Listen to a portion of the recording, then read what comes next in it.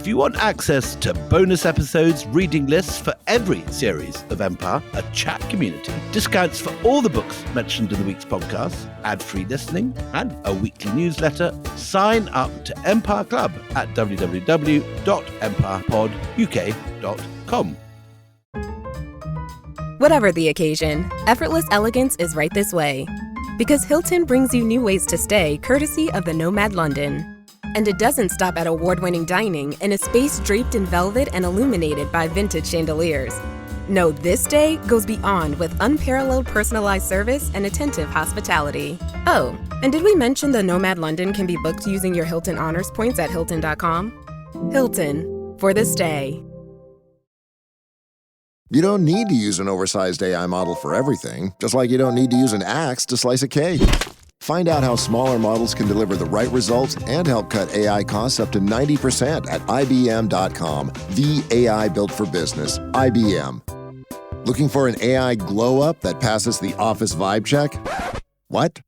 AI that only knows the internet doesn't make sense for business. Get AI trained on your data at IBM.com. The AI built for business. IBM. McCrispy strips are now at McDonald's. I hope you're ready for the most dippable chicken in McDonald's history.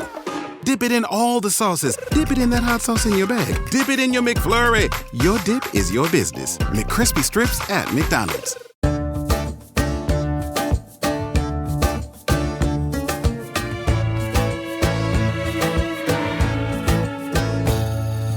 Hello and welcome to Empire with me, Anita Anand. And me, William Dalrymple. Who is wrapped up like an Arctic explorer because he's back in the UK.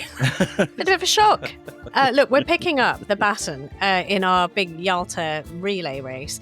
And we're right at the end. We're on the end stretch. And this is, just you've got to imagine what they are feeling because, it's been a long, painful 5 days for them so far. All that caviar. I know, desperate. Oh, well, yeah. The caviar and vodka is one thing. And also much less vodka for Stalin, because as we've been saying, he's been watering down his drinks while, Churchill's been knocking them back. As Churchill tended to do. Well, and also it's really deeply criticised by his team. The more I read about it, the more I see that they are sick and tired of him turning up to meetings completely sloshed. He starts with Bollinger in the bath in the morning, which is something that I should try doing for Empire Pod. I feel Bollinger on the bath rack is a very good start. So you've to just the day. leapt over my hurdle, which is I never met anyone like that in my life. My grandmother was a bit like that. I remember when I was really? I used to go to stay with her when I was at Cambridge, and I thought of myself as this hard-drinking undergraduate. And she and my great aunt would meet for lunch at about 11:30 and start on the dried Dubonnays. And before... Now there's a flashback drink for Dubonnet. Yes, you'd never see it anywhere again, but it was very much part of my childhood. And those two, my grandmother by this stage must have been in her early 90s, and my great aunt was in her mid 90s. And these two old dames would knock it back, and then they'd drink a bottle of red wine each at table. I would be under the dining room table while they'd be larking around. My grandmother finally died aged 104. 104. So you've lived the Yalta vibes. Can I just tell you a very, very quick, because we need to crack on with this, but a very quick Dubonnet story. We should explain what Dubonnet is. Dubonnet is an old-fashioned aperitif, which was fashionable in my youth in the 1970s, but which seems to have completely died out of common parlance. Well, I'm just about to tell you this story. So my first job, I'd led a very sheltered life in Essex, as you know. Never did anything. Sort of Indian family, quite strict, never went out. Medical textbooks, and also in my dad's waiting room were a whole bunch of lifestyle magazines from the 1970s. So I sort of devoured those. Sort of doctors' waiting rooms, they just have loads of stacks, or they did in those days, stacks of old magazines. And I saw lots of adverts for Dubonnet. So the first time I went out, my first job with, and my boss at the time was Amitabh Bachchan's brother, very fashionable man around town, Amitabh Bachchan.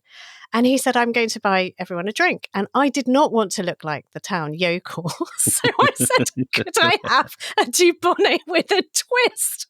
Literally no idea what that was. I just said, Dubonnet with a twist. because that's what the magazine from the 1970s, I mean, 15, 20 years later, it wasn't fashionable, but I didn't know that because the magazines I'd read said that it was. And he looked very confused and then got me one. And he thought I was so fascinating that I would choose such an off menu drink that he ordered one for himself as well. And we both instantly regretted it. Instantly. It's a horrible drink. No wonder it's died Horrible. out. But That's as why if it's it dead. was, well, it was fairly strong in itself, but my grandmother, great aunt, used to have it a dry Dubonnet, which meant it was 50% gin. Oh, So- good Lord. Anyway. The same Okay, so generation look. as Churchill, those two. They were very much. Now, concentrating. There is a fantastic account of day 6 in Yalta. I'm just going to read you a little bit from Daughters of Yalta, which is fabulous. And it's a first-hand account from a poor man, Robert Hopkins, who is 23 years old. He's the son of Harry Hopkins, one of the American delegation, and he's the photographer. This is poor Robert trying to herd cats, okay? First, Mr. President, I'd like to have Mr. Stettinius stand behind you with Mr. Molotov behind Marshal Stalin, Mr. Eden behind the Prime Minister Churchill. Then I'd like the others who participated in the deliberations to move in so they'll be included in the photograph. So it's a record of the conference.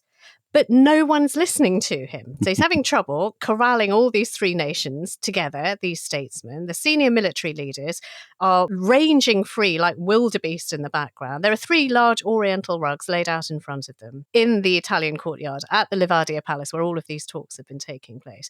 So this is the very famous photo that you will all see when you look up Yalta. You've got Churchill, Roosevelt and Stalin sitting in the row of chairs, waiting for the others to pose behind him. Churchill on the left, looking, as Hopkins remembered, cherubic in his grey coat and furry Russian hat. And indeed, looking as if he has already had quite a lot of the Bollinger from his bathroom already. He's quite a lot of the pictures. He's sort of giggling and cackling, and he's got a cigar. Yes, I mean, dare I say, in an unserious mood. Roosevelt's in the middle, smoking on a cigarette, and he's really very, very unwell. And remember, he wanted to leave early, and they just don't want him to go.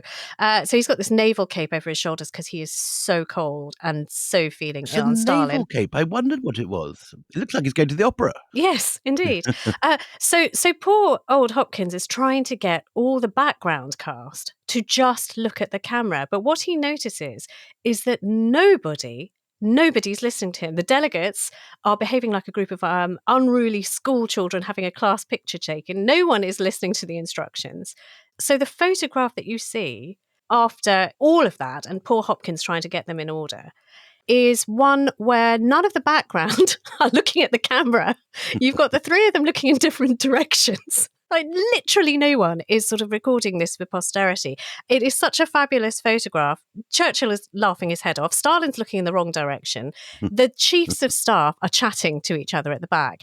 And that is the image of the Yalta conference that we will all live with for the rest of our lives. There is a less disorganized one, which is on the front of my favorite book, which I recommend again, Sergei Blochi's Yalta, The Price of Peace. Shall I tell you about that one? So that one's taken by a Red Army captain called Samray Gori, and that as well. The photograph stories are so wonderful. So that, he is trying to take this photograph, and of course, because it's the Russian photograph, so they're all much more in order because Stalin's barking at them. They're all scared of him.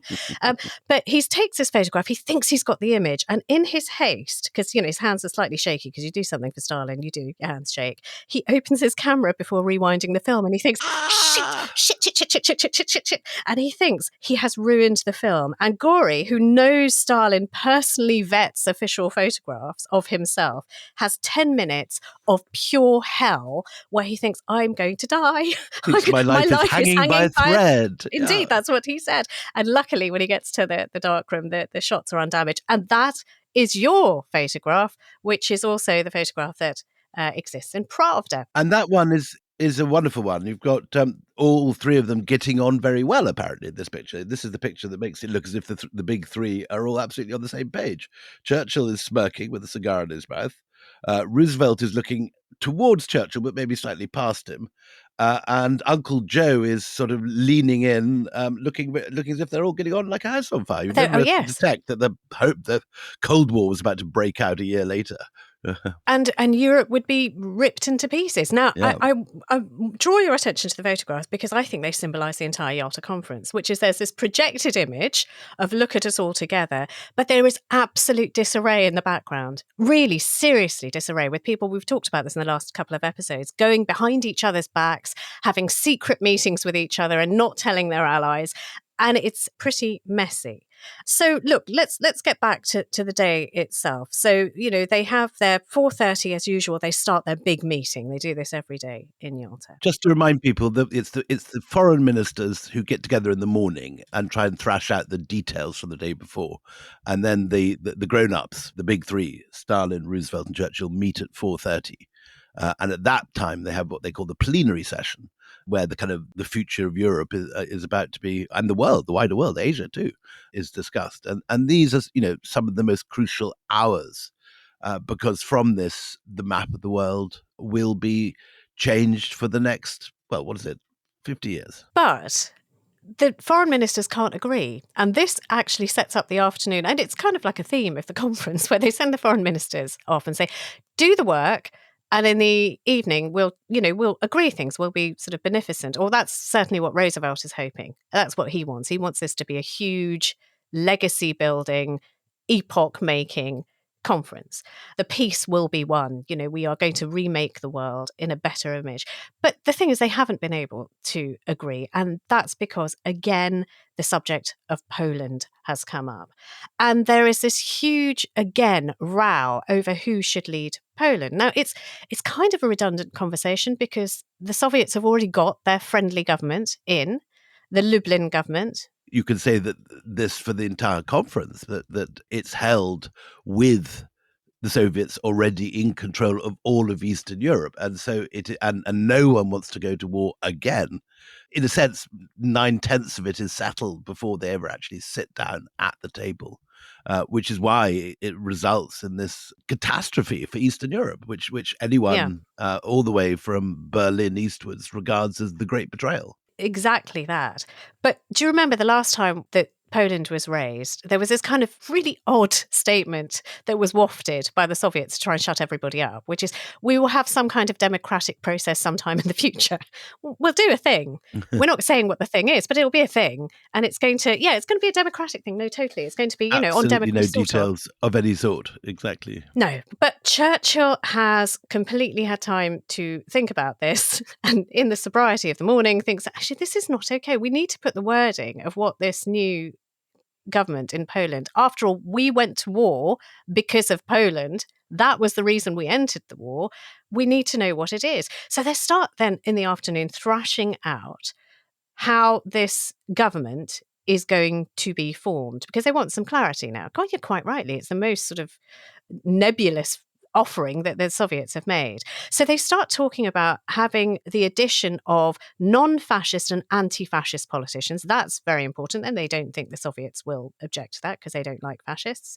But they also want to have ambassadors who will observe this, at some point in the future, Soviet promised election to make sure that it is actually a democratic election. Now, of course, Molotov has had time to think this over too. He sees what the foreign ministers are talking about. He goes back to Stalin, goes, they want to send observers. Stalin goes, bugger that. No. Why would we agree to this? Why would we have this? Now, all of this is wafting around before they even sit down for their plenary session in the afternoon. So Churchill knows that there is a wriggle maneuver on, and Poland will very easily be betrayed in the future. He also knows Roosevelt has not got his back because Roosevelt, for some reason, and he doesn't know these private conversations that are going on, promising chunks of China, Roosevelt's own ally, to the Russians. He doesn't know that Stalin thinks he's got it in the bag and is just basically wafting them along because he has very little respect for Churchill in these talks. So he starts pushing the issue. No, we've got 48 hours of these meetings left. Polish democracy is important. I think we need, and I think the phrase he says, everyone is eager to put in the stirrup and be off. We want to leave, especially Roosevelt. He's halfway out the door already. So can we please sort out this wording? And what happens when things get really hard? they take a break. They just always take a break because Roosevelt can see that these things are going to sort of derail the talks. So, we'll circle back to it. Roosevelt is at the time and afterwards for historians the sphinx that no one could really understand. And looking back on this conference from where we stand now, you keep thinking that if only Roosevelt had focused a bit more on Eastern Europe, there could have been a different outcome. Also, the business that we talked about on earlier episodes about how the Russians already know, because of intelligence leaks, all the red lines of the Western negotiations. And they know that they can hold the line they want to without the West knowing their red lines. And subsequently, when the Soviet archives were opened after 1989, it was very clear that the Soviets could have been pushed a bit further, that they could have been persuaded to move the borders. They could not believe how lucky they were getting. Yeah, absolutely. Exactly. They couldn't believe their luck, but they also have strategies and pushback. So, while Poland is sort of percolating in the background, mischievously, the Americans say, because they know that Churchill's going to kick off, they say, we should actually also talk about the role of the 5 permanent members of the UN Security Council that we are forming. And we should talk about territorial trusteeships for other countries. The phrase in itself, territorial trusteeship, what the hell does that mean? For former colonies, wasn't it? That was the phrase they used. Well, that's the thing that he slips in, former colonies. So Churchill's like, what? The British Empire is made up of, what are you talking about, former colonies? He really, the language is a complete red flag, because this is a direct attack on the empire. And what on earth does he want meddling other countries to talk about, the colonies after the war, even if they are former colonies? So he gets up in a great agitation and he starts sort of doing the hammering on the table that his team are quite embarrassed by, that he does fairly often. He's a great jabber of tables. Stalin does it not so often, but when he does it, everybody sort of wets themselves. But under no circumstances, Churchill insists, will he ever consent to 40 or 50 nations thrusting interfering fingers into the life existence of the British Empire. Again, we should perhaps remind listeners that Churchill, all his life, had seen himself as the great defender of the British Empire from his 20s in the Northwest frontier through to the Boer War. His entire life was about defending the British Empire. So this guy now, in his old age, is not going to see his final act, in a sense, and he's aware that this may be his final act, giving away everything he's fought for all his life. He's failing to defend Poland, and now suddenly Roosevelt has suddenly used a turn of phrase that makes it sound like he's carving up the British Empire. So Roosevelt is really, but if you look at Stettinius's recollections of this, they are genuinely startled because they weren't talking about the empire. So that actually caused they weren't. They were like, they were talking about something else. But that's how touchy it is with Churchill. So they're sort of like, what? And they say, no, we weren't talking about the British Empire. We were talking about liberated areas taken from the enemy, like the Japanese islands in the Pacific. Would you calm down? But Churchill still, that wording is not good for him. And he thinks everyone's ganging up against him, and he sits down shaking with rage, stabbing the table, saying, never, never, never. And they have to call another recess for him to calm down. But his team are also not at all happy with Churchill's performance. No. They can see him arriving often a little bit worse for wear from yes. the morning bully, and they're also aware that his sort of histrionic passion, which plays so well on the radio. We remember Churchill because of those radio speeches. We will fight on the beaches and this sort of stuff. But it doesn't work so well at the negotiating table, where the kind of cool of Stalin's preparedness and calm gets much better results. Well, they're all fans of Uncle Joe. I mean, he's already been on the front page of Time magazine. He's going to be on Newsweek very shortly. I mean, the guy is the guy of the hour. So after the recess, after he's calmed down, they get back on Poland, which is not going to improve anybody's indigestion at all. And it goes round and round and round about, ambassadors. No, I don't want ambassadors. I don't want people observing any elections. You've just got to trust us. Look, we're in Poland right now. We're saying to you it's going to be democratic. Don't stop worrying about it. Stop worrying about it, say the Soviets. But it's getting stuck again. And Roosevelt starts literally pleading with everyone, just, what are you doing? And he says, we are now very near an agreement, a little more work done by the foreign ministers. We'll work this out. We'll settle this. He says it's only a matter of words and details. I mean, it's a lot more than that. So, they try again not to get bogged down in Poland, but they're getting bogged down in Poland. And then Stalin does this clever thing, which is say, okay, we'll circle back to Poland. This circling back to Poland is a theme of the Yalta conference. It's like, we'll just put the grenade in the middle of the table and we'll just talk about the fruit basket over here. They do it every time Poland comes up. So then it says, Stalin says, let's just talk about the joint declaration on a liberated Europe. So this is a statement. They're meant to, Yalta, the whole point of Yalta is they're going to be statements and communiques about a pathway forward in a peaceful world. And it's been drafted by the United States. It's been approved by the foreign ministers. It's a page and a half long, and it's got all these sort of high-flown ideals of what the new world is going to be. And Roosevelt sees this as his legacy speech, in a sense. His document. Yeah, exactly. Yes. So it speaks of re-establishing order in Europe to allow, and this is a phraseology from the document, liberated peoples to destroy the last vestiges of Nazism and fascism and to create democratic institutions of their own choice. And it will uphold the rights of all peoples to choose the form of government under which they live. Molotov says, about your statement, and he looks at Stalin, this is going too far.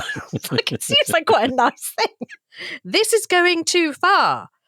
And then Stalin, they do this double act because he's obviously told Molotov, stone ass, you go in hard, like we always do, and I'll do that. I'll be the good cop. Calm down, it's not worth it. And Stalin says, don't worry, we'll work it out. We can deal with it in our own way later. The point is the correlation of forces. What does that mean, the correlation of forces? That we need to get the war done. Yeah. We just need to get our stuff sorted. Right. We need to get there first. And let's just not do anything. But again, you see the sort of role reversal. And you have then on this declaration something extraordinary that happens, William. What does Stalin do? He backs down, as it seems. Which is unthinkable. Yeah. Looks like to everybody he's backing down. Yeah. And what does he say? It says that he will accept it subject to a small amendment. Uh-huh. That support will be given particularly, quote, to the political leaders of those countries who have taken an active part in the struggle against German invaders. And Roosevelt points out, as far as he's concerned, the declaration would apply to, quotes again, any areas or countries where it was needed, including Poland, where the elections would be the first practical test of the declaration. And this looks like Stalin has given ground, but Stalin knows that he controls Poland, and there's not much that the Allies are going to be able to do. And it's a very, very long way from the Western front line. What are you going to do? You have your declaration, and we'll see, is basically the mood at the table. But everybody just hears what they want to hear. So those who want to hear that Stalin's backing down on this, they're satisfied. This is a very important point. I'm always looking back to Sergei Plokhy, who's Great book. been the Soviet archives once they were released from the mid-'80s onwards. And what he is very interesting about is that there is no official record of Yalta. It isn't like they all agree on the exact on how it wording, went. how it went. And it's very clear in the archives that everyone is coming away from each session with completely different ideas of what has actually been agreed. And the Soviets read it completely differently. And whether this is partly because of the problems of translation and whether the interpreters are spinning things. May I venture an opinion? It is Roosevelt deliberately using ambiguous language. I know. It's Roosevelt it's the problem with Roosevelt, who's trying to be the peacemaker, using ambiguous language and actually shirking away from the points of contention, because what he wants is for this to work. But what working means is just getting through the bloody 8 days and having something, right? That's and it. His two main goals, which are achieved, which is bringing the Soviets into the war against Japan and the creation of the United Nations. And if he can walk away with those two, he regards it as a win. But Churchill is not getting anything he wants. No, but even for Roosevelt, when this idea is of, sort of only giving these concessions as Stalin wants to those who have actively struggled against and fought with the Nazis, he's, not interested in the smaller states, but he is really interested in the smaller states. Roosevelt says, look, like Caesar's wife, they must, meaning them, the people in Yalta, must be above suspicion. And Stalin comes back, Caesar's wife had that reputation, but in fact, He says darkly, she had her sins. And again, these sort of statements sort of hang over the table, meaning, yes, you talk about Caesar's wife and we have to be completely transparent and honourable about this. But, the woman was a bit of a goer on the side. And everyone just moving on as if that's now settled. So the declaration, anyway, kind of gets passed through. Stalin lets his statement hang in the air. It's not worth the row right now because it'll work out in his favour in time. He's absolutely sure of it. And as the session draws to a close, Churchill says the Allied offensive in the West has begun. So he's got big news. 100,000 British and Canadian soldiers have attacked at dawn. Operation Veritable is proving a success and advancing at some speed. So this offensive, Anita, is around Nijmegen. Anyone that remembers the movie A Bridge Too Far, these are the three rivers. Is it the Maas, the Rhine? What's the third one? The Waal. That's it. The Waal River. And this is the fatal German resistance, which had meant that the Allies are late to Berlin. The Soviets are already there, and their inability to cross this first time is what, in a sense, gave way half of Eastern Europe. But now, finally, 100,000 troops have attacked at dawn and have advanced some distance. So this great block, which was one of the main problems behind Yalta, is now finally being sorted out. And there's a second wave from the US Ninth Army, which will push forward the next day. Right. So in the evening, it's just an interesting observation. And we really owe so much to the daughters of Yalta who go along to this. And, some of their records are invaluable. Also, everyone's keeping diaries at this point. Roosevelt's back at his Livadia Palace chambers and he's having an alcoholic rub down and his doctor's very worried about him. What does that mean, an alcoholic rub down? It's just a massage. It's a massage. But with sort of raw vodka rather than oil, is that the Not idea? Vodka, no, sort of liniment to ease your muscles. That's what it is. Yeah. So he's having that, and he's always worried about the president who seems to be falling to pieces. But he finds him in a pretty sort of upbeat, buoyant kind of mood. And it is with his old smile, says the doctor, that he announces, Roosevelt this is, I've got everything I came for, and not at too high a price. Stalin had agreed to full participation in the UN. Furthermore, the Soviet Union will enter the war against Japan at an early date.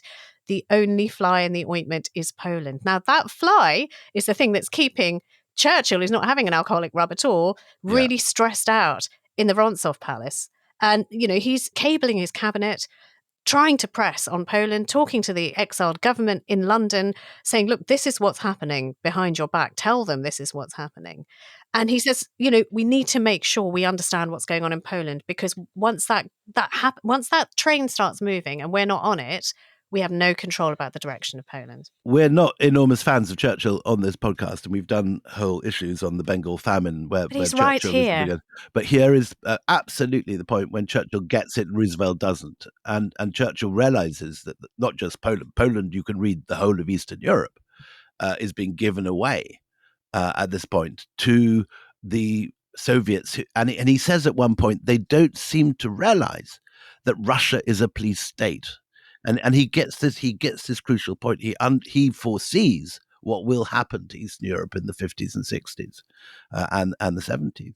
And Roosevelt also, rather like sort of Trump today, just I think seems to regard Europe as far away and not his problem. Well, he doesn't care. It's so far. Yeah. It's not his. It's not in really his sphere of influence. It doesn't care. It'll be fine. So look, that's what's happening. They're all in their different states of mind. And the foreign ministers, again, they don't sleep at all. So they're working through the night. How do we get some wording on Poland that will get us out of here and go home to the people that we love? Because we are frankly sick of this. We need to move. We'll take a break here. Join us after the break, where a new day dawns and we are on the home straight. Hey, it's Bill Simmons from the Bill Simmons Podcast. The NBA playoffs are here, and Michelob Ultra is getting you closer to the game than ever with courtside seats and more. Enter now at MichelobUltra.com/courtside. Michelob Ultra Superior Access Courtside 2024 to 2025 sweepstakes. No purchase necessary. Open to U.S. residents 21 or older. Ends on July 1st, 2025. Multiple entry periods. Visit MichelobUltra.com/superior access/courtside for free entry deadlines and official rules. Message and data rates may apply. Void where prohibited. Finding a new job is stressful. But with Indeed, it doesn't have to be. Just fill out your Indeed profile with your skills, experience, and desired salary. The more you fill out, the better your matches will be. And hearing from hiring managers will be 2 times more likely. Relax. That's your Indeed profile sending opportunities your way. Indeed, the world can work better. We're shipping Father's Day gifts with a rapid-fire round of questions. Ready? Yes, my gift. Can you pack it? Yep. Ship it. Yes. Guarantee it. Of course. Oh, send a set of golf clubs. Oh, hole in one. Protect electronics. Dog-proof it. Return it if they hate it. Yes, no, and yeah. Are you the UPS store? Hey, we have a winner! Visit theupsstore.com/guarantee for full details. Most locations are independently owned. Product services, prices, and hours of operation may vary. See Center for details. The UPS Store. Visit a store today. Welcome back. So, so it's been a strange night for the big three in Yalta, with two sort of feeling like they're getting where they want to be. Roosevelt and Stalin having quite a good night. Churchill in absolute twists over the fact that this is all going wrong. So the next day, this is the really thorny subject that is the main meat of the day, which is reparations. Now, do you remember that panto that we talked about where Stalin and Molotov are talking about how much money they'll get out of Germany, right? And they just basically pluck numbers out of the air. Honestly. So they quite rightly argue that their country has been devastated. The Soviet Union has been devastated by the war. They have lost blood and coin that is enormous, and they need to rebuild. And this is visible around Yalta. Churchill and Roosevelt can see the complete wreck of the Crimea. Tripping over skeletons, even while they're sort of out going back and eating their caviar. And people are starving. They can see it with their own eyes, right? So, this weird thing that they had, should we ask for 5 or 10, says Molotov. And Stalin under his breath, 10, go for 10. And I will tell you to calm down, but go for 10. They go for 10. And Churchill, even at the time, is going, that's nuts. So now they're talking about a possible total on this day of 20 billion in reparations. And even the Soviet official, Ivan Mazinsky, complains that the British seem absolutely dead set. The British are saying the reparations, they don't have that much money. There's no way they can, there's no way there's that much money in Germany. Be reasonable. What are you going to do? Reduce them to this sort of rubble state where we, the rest of Western Europe, are going to have to feed them, clothe them, look after them. What are you doing? What exactly are you leaving in the middle of Europe? Maisky says, you know what? They want us to take as little from Germany as possible. And so there is actually a deep-seated and real, I think, this is not just mischief, belief that the Russians or the Soviets are saying they don't want to give us the money despite everything we've lost. And Churchill, Roosevelt somewhere floating at the top, not really caring very much, but Churchill saying, there isn't this much money. You are going to leave a barren famine desert in the middle of Western Europe and with a people who are going to have no ability to have a future. And so, this is going to be the massive sort of blowout point. And behind Churchill's analysis is this understanding that he has that the harshness of the Versailles reparations after World War I was one of the things that propelled Hitler into power in the 1930s. The fact that the Germans thought they'd had everything taken from them, far more than they deserved, creates a sense of that they've been robbed, and this is a bus onto which Hitler jumps in the 1930s, and his entire rise to power, in Churchill's view, is because of the greed and the harshness of the Versailles treaty, and he's wanting to avoid this. But the Soviets just think, we want every bit of machinery, we want every last washing machine. We're going to squeeze the lemon till the pips come out. Absolutely. So that's sort of the defining air of this penultimate day, it will turn out, of Yalta. But it wouldn't be Yalta if people weren't meeting behind people's backs. That's been a thing. So in the early afternoon, you've got sort of Harriman, who is the American, and Molotov meeting to finalize their secret agreement on Soviet terms for entry into the war, right? They've sort of come to an arrangement. Do you remember that sort of handshake that happened between Stalin and Roosevelt, and Churchill's on the outside saying, let me in. Why can't I go in? And they're saying, just wait out here. They're, grown-ups are talking. That awful scene for Churchill. Now what happens is that the Soviets change their ask right at the 11th hour. They say, we talked about these things and we agreed these things. But the thing is, we'd quite like to take a little more of China. if you want us, we want a bit more of China. So we want this port, Darren, in the northeast of China. We would also like Port Arthur. It's another harbour that the Chinese have got. We'd like to take that too.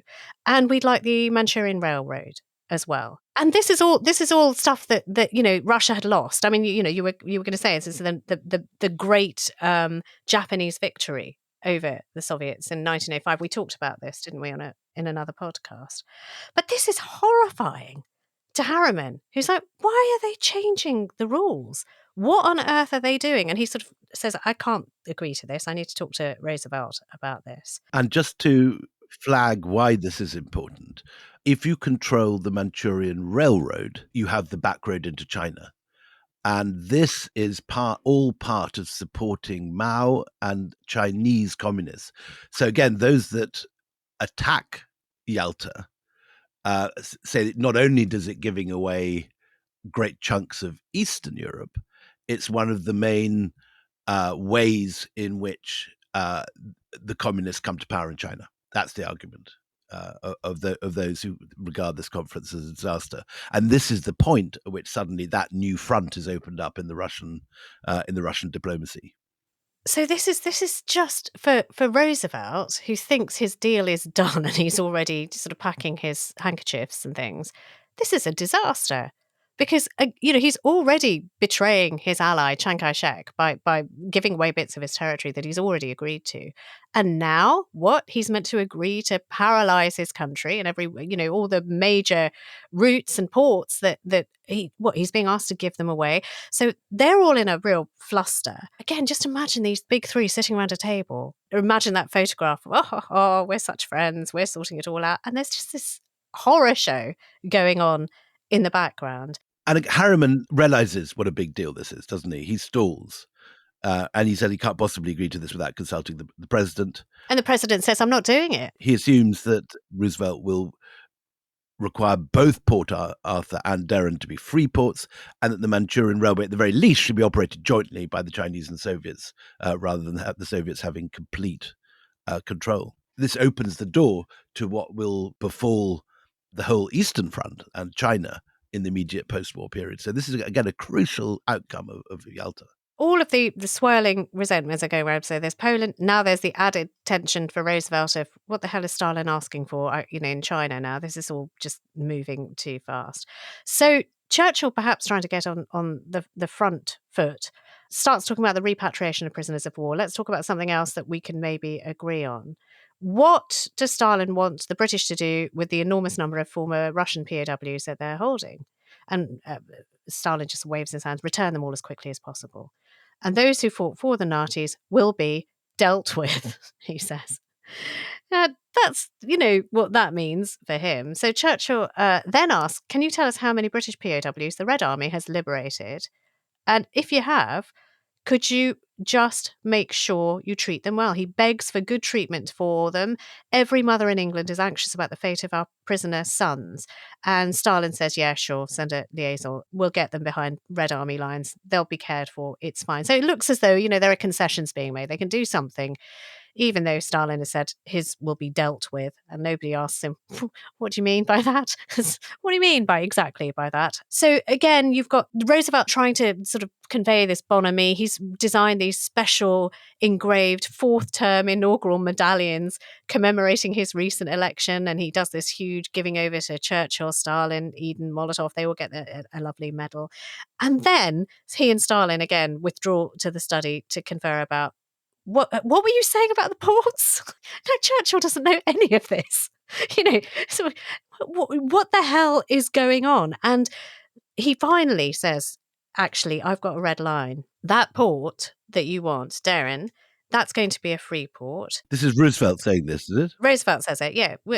I can't give you Darren. There's just no way. It's not going to happen. Port Arthur, how about if you have a Russian naval base there? Will that satisfy you? Yes, okay, Stalin might. And you could lease it, he says to the Soviet Union. So Stalin says that, okay, we can do that. Roosevelt and Stalin agree that would be all right. And they think, again, they found some kind of solution. But it is giving so much, again, to the Soviets. Again, other people's territory who are not around that table, which It's going to lead to a lot of problems in the future. The next issue on the agenda is reparations. Now, we talked before about how the Soviets were asking for the crazy $20 billion.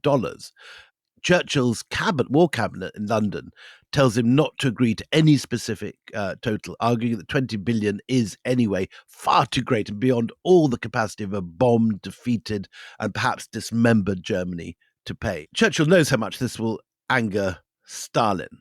Everyone does. And Roosevelt actually tries to save the day, suggesting that nothing needed to be said publicly about the amounts of money which should be left to the reparations committee.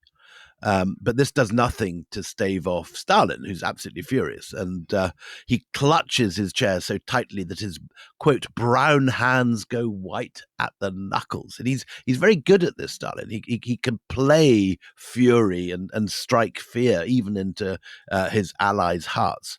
And he spits out his words as if they burn his mouth. Great stretches of his country have been laid waste. Is this the wish of the conference that the Russians should not receive any reparations at all? So Roosevelt soothes him down. He says the whole matter should be left to a commission in Moscow. But Churchill refuses to budge on specifying any total figure. And this goes backwards and forwards. Everyone's looking angry at this point. So again, there's a sort of, let's just fudge it and move on. Can we just fudge it? So they agree, or rather Stalin proposes a new wording that he hopes will satisfy everyone, that the leaders agree Germany must compensate the Allied nations for the damage she has caused and will instruct the Moscow Commission to consider the amounts of reparation. And everyone says, okay, that sounds right. And Stalin, though, pointedly looks at the other two of the big three, saying, you will not go back on this tomorrow? And they'll go, no, of course not. We agreed to thing. Now, in his head, you will not go back on this tomorrow means you will not go back on, it is 20 billion. I know that's what it is. We're going to halve it, and 10 billion is going to go to the Soviets. You're not going to go back on this tomorrow. I'm agreeing to your fudgy words, but this is what we know here at the table. Now, what they hear is, we're going to have the commission look at how much money we're going to get in reparations. And of course, we won't go back on that tomorrow because it's a process and it's, we're going to have finer minds than ours actually digging into the pockets of Germany to see how much they can pay. So everybody, again, has left with a completely different idea of what they've come away from, which is why everyone's sense of betrayal in the years after is going to be so acute. This is, many historians interpret this as the sort of thing which creates the grounds for the Cold War, all the future disagreements that'll freeze Europe for 50 years are laid in the misunderstandings and the unsaid and unfinished misagreements or disagreements. Yeah, there is an extraordinary thing that does happen at the end of the meeting, though. So at the end of the meeting, it looks like everything's calmed down. They've fudged everything that's difficult. everyone's a winner, baby. Everyone's coming away from the table thinking they've got exactly what they want, and nobody has actually got what they want. So it's winding down, and then suddenly, out of the blue, Roosevelt announces, I'm leaving tomorrow at 3:00, a day early. This will be a day early, right? I'm leaving at 3. And they're like, what are you? Why? When we're not, nothing is finished. We're in the middle of this. Yeah. Literally nothing is finished here. And they sort of like, first of all, there's this absolute horror and shock.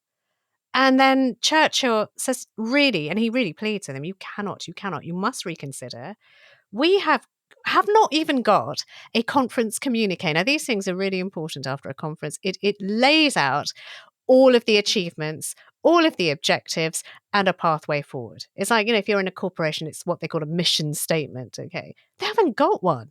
They have not got the form of words which will tell everybody what the hell these lot have been doing together at a time of war in Ukraine. So Stalin at this point suggests cancelling the formal dinner that Churchill's delegation has spent the whole week preparing for.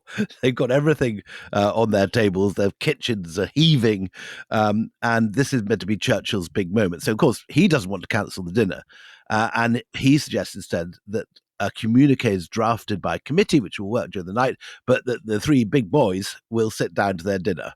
And that finally is what happens. Churchill doesn't want to miss his no, I mean, it's his big moment. It's one of those sort of crazy dinners. It is the Last Supper. And it's bonkers again. There's caviar, there's salmon, there's sturgeon, there's suckling pig. I mean, I like doing the list because it's just, and I'll tell you why. Suckling pig with horseradish sauce, vol au vents of game, choice of 2 soups. This is all, everyone has all of this. A choice of 2 soups, then white fish and champagne sauce, then mutton shashlik and pilau I'd have gone rice. for the mutton shashlik. I'd have Of saved up course, for that. you and me both, baby. And wild goat from the steppes. Then roast turkey, quails and partridge with green peas. And finally, ice cream, fruit, petit fours, roasted almonds, and coffee, wine, vodka, and champagne. In the middle of virtually a sort of famine in the Crimea. People are starving to death in the area. There is something obscene about this. I know it's sort of national projection of look how strong we are, but there are literally mothers whose breasts are drying up because they can't feed their babies. And this is one Here, dinner. people are trying to choose between the vol au vents and the horseradish sauce. They're not choosing, darling. They have both. All of these courses are presented to everybody. This is not an a la carte menu. This is course after course after course. So anyway, look, it all, they do their toasting. You're a great guy. No, you're a great guy. No, you the guy. No, you the guy. You the guy. All of that. But there is sort of still simmering resentment. Simmering resentment. And Stalin sort of muttering to anyone who's going to listen to him at this very dinner where they're just sort of feasting till they burst, says he's going to tell the Soviet people they're not going to get any reparations because the British oppose it. And he's like completely pointedly giving daggers to Churchill, saying that's what the story of this conference is going to be. You are setting yourself up to be the enemy of the Soviet Union. And Churchill, as we know, although he doesn't say it at the time, thinks, come on over here if you think you're hard enough. He's like the one man who's absolutely sure that the Soviet Union is a terrible thing for Europe. And he, again, will stand alone if he has to. But even Churchill's delegation are super impressed by the way that the Soviets are winning argument after argument. One senior official writes, Joe, that's Stalin, has been extremely good. He is a great man and shows up very impressively against the background of the 2 other aging statesmen. The impression given is that Stalin is really the kind of full force of his command, and that Roosevelt is physically falling apart, and Churchill is now so old and drunk that no one's taking any notice of him. Interesting, yeah. Yeah, well, I mean, one thing that they do is they manage to get Roosevelt to stay, which is good. Like, please don't just go off. Let's just finish What's this off. Roosevelt rushing off for? He's tired. He's not well. I mean, he doesn't say this. He sort of thinks that he's done all that he can do, is what he says. He said, I think we can leave all of this to be wrapped up by the foreign minister. And he's got what he's after. He's got the Soviets into the war in Japan. He's got his United Nations. He's got all of that. He's got what he needs. But look, what they do is they do spend the next day tying up ends as much as they could with some of these fudgy things. They have this agreement setting out Stalin's rules and conditions for entering the Pacific War, and they ask him to sign. And the words, the heads of the 3 great powers have agreed that the claims of the Soviet Union shall be unquestionably fulfilled after Japan has been defeated. And they make it clear that the US and the UK will ensure the Soviet Union receives its promised rewards, whatever the views of the nationalist Chinese leader Chiang Kai-shek, when he is eventually informed. Churchill, when he reads this, is kind of a little bit hurt that they've been negotiating this behind his back, but he knows as well that there are some battles he can win and some he can't. And also in his mind, it's a long way away. It's far. It's their problem. They can deal with it, and I can't do anything about it. So then the main meeting is going to be all about, now they've sorted that out and Churchill has finally been brought on board and is made aware of it. The final plenary session is going to be the conference communique, or as Churchill calls it, this bloody thing, which they need to write and release to the world. And let's talk about what it ends up being. It's a detailed map of what's in store for Nazi Germany. So it's unconditional surrender, disarmament, the removal or destruction of any industries with military applications, the trial of war criminals, the levying of reparations, number unspecified, and the imposition of Allied zones of occupation, including one for France, which is what Churchill really wanted. And it also then confirms there is going to be a forthcoming UN conference in San Francisco that will contain the Declaration on Liberated Europe. So they've finally done it. And their last session, William, lasts only 50 minutes because that's it. They really needed to stay to get this agreed, to get it all signed off. I think there is a very funny thing when they try to decide who's going to sign the thing first. Roosevelt says, "Oh, Stalin, since you're our host, you should sign first." And Stalin says, no, because it will look to the world as if I'm pushing you around and making you do things. You should sign first. No, what about Churchill goes, I think we should do it in alphabetical order because then I'll go first. Which is just so funny. So they end up doing sort of one Russian version and one British version. Churchill also says, I'm the oldest. I'm alphabetically first and I'm the oldest, I should go first. So they do finally all sign it off anyway. And that is the final communique that the world will know. And this, we should say, is something that the world judges over the next 50 years as a monumental failure on the behalf of the West, of Roosevelt and Churchill. I've got here Serhii Plokhy's wonderful conclusions. He says, from the perspectives of the late 40s and early 50s, the Yalta agreements failed to prevent the Soviet takeover of Eastern Europe and were accused of creating conditions for the communist victory in China, where the Soviet Union were allocated a sphere of influence in Manchuria.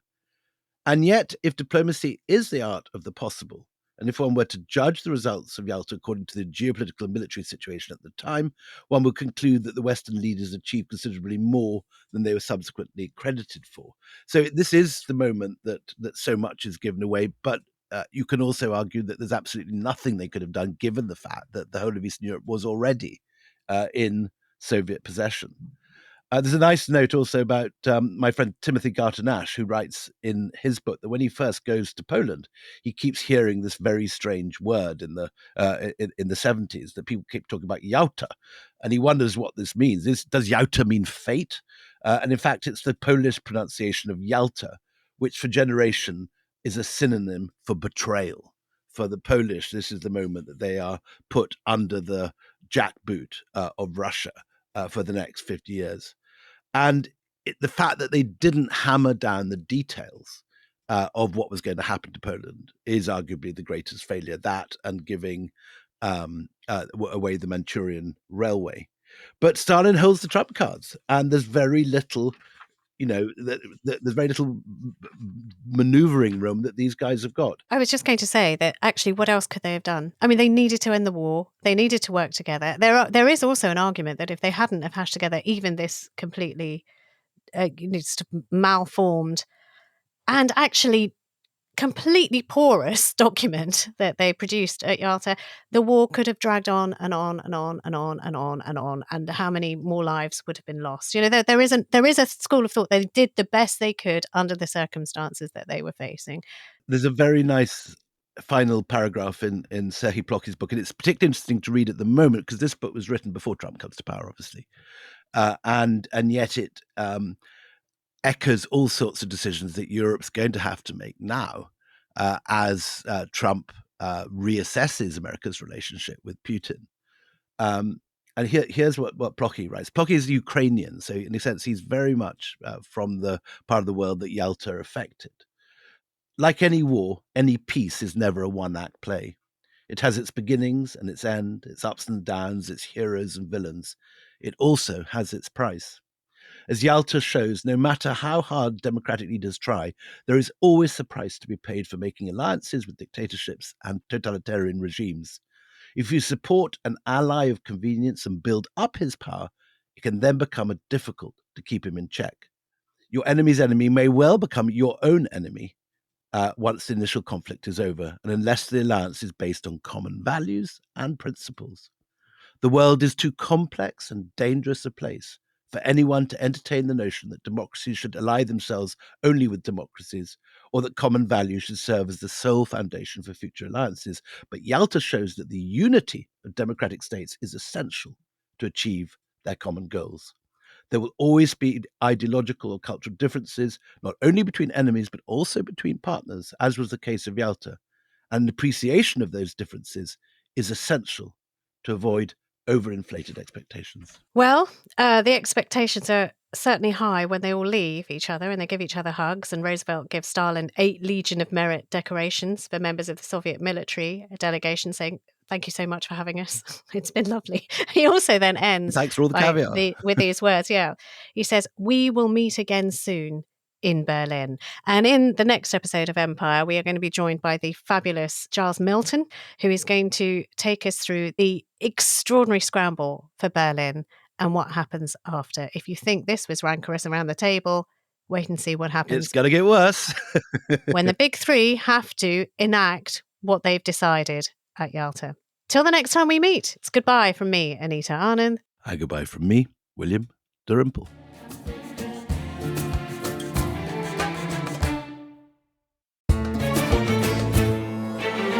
Before you go, can we tell you about something really exciting? Have you ever heard an ad on this podcast and thought, hang on, my brand would be way better here than whatever they are nattling on about? I mean, it's bold of you, but you might be right. And here's the thing, you can actually make that happen. Make the dream real. Imagine your brand front and center on Empire and other shows across the Goalhanger network. If you don't know who Goalhanger is, they are the producers of this show. And if you're looking to get the brand right into the center of everybody's routines, they are the people you want to talk to. If you're curious, just head over to goalhanger.com. That's Goalhanger, HANGER.com.